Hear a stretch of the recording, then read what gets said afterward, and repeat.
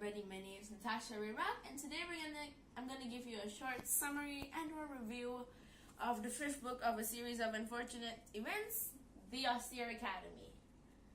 Here we go. So in this book, the Baudelaires are sent to a boarding school called Prufrock Prep, which is a school that kind of likes to resemble a graveyard.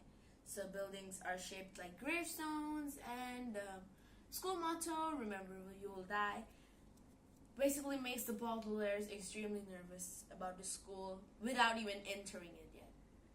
So when they walk in, they're told that they're supposed to go to the vice principal, Principal Nero, who gives them another bad news that they have to live in an orphan shack because the extremely luxurious dorms requires a parent's signature, which they do not have. And they go to live in an orphan shack, which is a really bad place to live. And they are also informed that Sunny is hired as the principal's assistant because Prufrock Preparatory is not a preschool, so infant being assistant makes even less sense. And Violet learns in the class where the teacher tells stories related to the subject and they are quizzed on that stories. The teacher's name is Mr. Remora, and he's always seen eating a banana. And Klaus is sent to Mrs. Bass's class. Mrs. Bass is extremely keen on the metric system, like meters, centimeters, millimeters. So she makes her her students, measure the length, width, breadth of the objects she gives them, and then they are quizzed on that.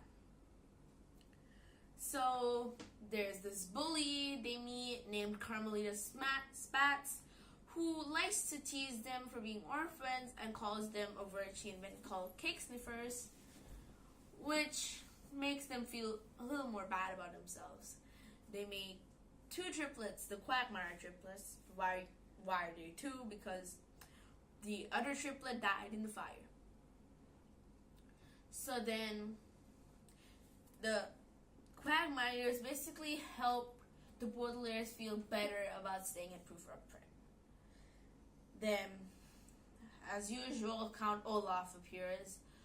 He is disguised as a coach named Coach Genghis, who is the so-called best gym teacher in the entire planet. And then he claims that orphans has better running legs than regular children. So he makes the Baudelaires go through this program called SOAR, S-O-R-E, Special Orphan Running Exercises, which basically makes Baudelaires really tired and sore. So, you know how when you lack sleep, when you're tired, you go to school and you can barely focus. So that's what happens to the Baudelaires. And they also have to skip Principal Nero's 6-hour violin recitals, which are extremely horrible, and I'm glad they got to skip it. But the price they gotta pay is a bag of candy per person per time they missed the performance. So they owe him like 27 bags of candies now. And then one day, when they have the exams, they don't have time to study. So the Quagmires decide to help them by disguising as the Baudelaires, go through SOAR exercises while the Baudelaires study, and help Sunny with her assistant duties. Then the next day they find out that the Quagmires are kidnapped, and they get expelled for accusing Coach Genghis to be Olaf. And that's where the story ends. The Baudelaires are expelled, Quagmires kidnapped, and they have some sort of research that the Baudelaires have to find out about. The end. Thank you for watching.